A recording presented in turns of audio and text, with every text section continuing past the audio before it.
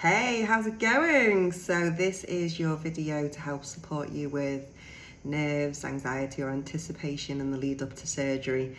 And it's kind of the hardest video to do of all because there's just like so many things that I could share.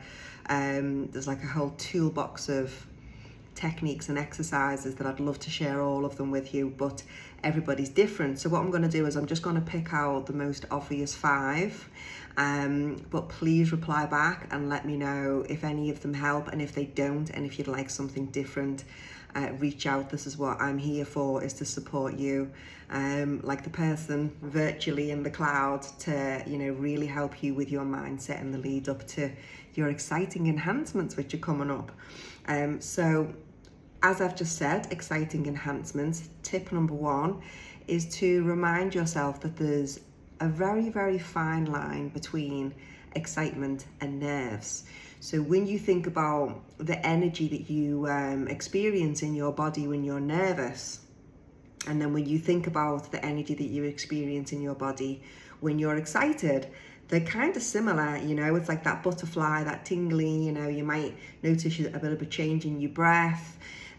So what that means is that you have more control to kind of tip the scales, or the seesaw, tip the balance towards feeling more excited through the power of thought.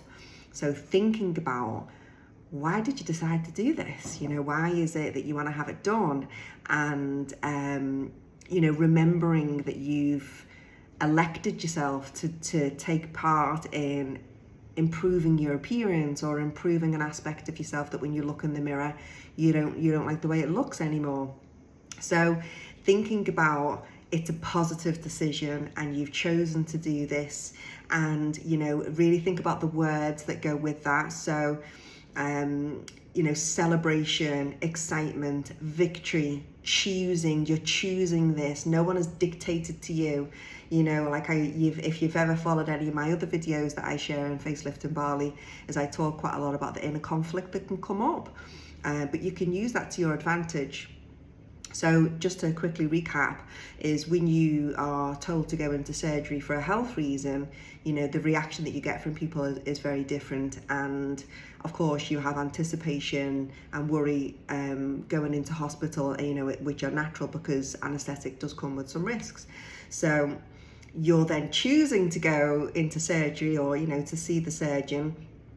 So that conflict can be like, what am I doing? Why am I doing this? And it can bring up feelings of, sometimes it can, not for everybody, a little bit of confusion or guilt or shame, or, am I being too vain, and that kind of stuff.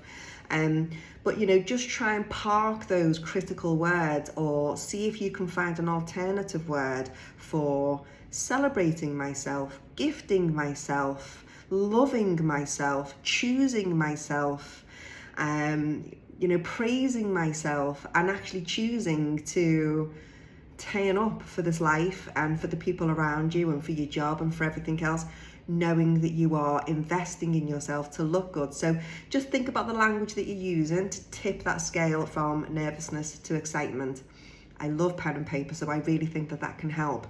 So just turn your focus into, what words am I saying to myself, and what would be the counterbalance to that word, and lay them out and see if that helps. So that's tip number 1, is tipping excitement over from nerves. Think of it like a seesaw or scales. Like, what is it what words am I using in my head, or even verbally, when I'm thinking about nerves, and how can I counterbalance them so that it tips more towards excitement? Okay, the second one that can help with this is like a mantra, like an incantation or an affirmation. So this is something that you can say to yourself on a repeated basis. So the tongue can be like your magic wand, and it's like your subconscious and your body is, your wish is my command. So we all berate ourselves from time to time, if you've made a mistake, or you've done something that you wished you'd have done differently. We can be like, oh, I'm stupid, or I wish I'd have done that, or I'm blah blah blah. And that if you notice that you begin that sentence with I am, so what happens is it's like a command, and your nervous system responds accordingly to that. So again, become mindful, become aware, become conscious of the language that you're using after you say I am, and change that into something positive, like I am being I am prepared to meet my new enhanced self. I am getting excited to see my new fresh look. And then thinking about a mantra that you can create, and then you can say it to yourself over and over. So just a quick recap on a video that I did the other day in Facelift and Barley's. I was talking about, I used to do quite a lot of fitness training, and I used to get really anxious before the classes because I knew I was going to suffer, because I was pushing my body to, improve or stretch the muscles and my cardio and my heart. But of course, it doesn't come easy. You have to go to the limits. So I would have a mantra: I am getting fitter and stronger every day.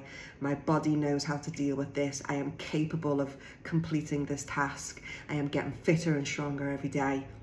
So I'd have like 3 or 4 different lines that I would say that would then calm me down, and it would get me fired up to face the class. So have a little play about how you can do that. What kind of sentence can you say on a repeated basis that gets you relaxed for the surgery? If you really like the idea of this and you're struggling to find a mantra, reach out to me and I'll help you. The third tip, I'm trying to not make this video too long, it's already over 6 minutes, but the third tip is your breath. It's the thing that we need to survive, and it's very, very, very overlooked. Most of us lead very busy lives and are juggling many tasks and looking after other people, and getting the shopping in, cooking the dinner, doing whatever it is that we need to do in the house, and we're busy, and quite often our breath can only go to like our chest, and that can mess with our nervous system. So next time you're feeling nervous or you feel like you're a little bit tense, just spend maybe ideally 2 to 5 minutes just focusing on the breath. I love box breathing. I think box breathing is really helpful. Have a little search on YouTube for those. It's basically like 4 seconds in, hold, 4 seconds out, hold, and then you basically just repeat it like a box like this. And that can really help regulate your breath, send oxygen to the blood and get you relaxed. But just notice each day and ask yourself, what's the quality of my breath like today? And when you're breathing well throughout the day, usually can really help prepare you for a good quality sleep in the night, which is really important for keeping your brain in good check and your body ready to for recovery for the surgery that you're about to have. Okay, so the fourth one is focusing on things that you can control. So instead of getting tangled up in the what ifs, have a little think about what you can control. Can you control the way you're eating? Can you control the hydration levels? Can you control if you drink or smoke? Can you control the things that you're saying to yourself?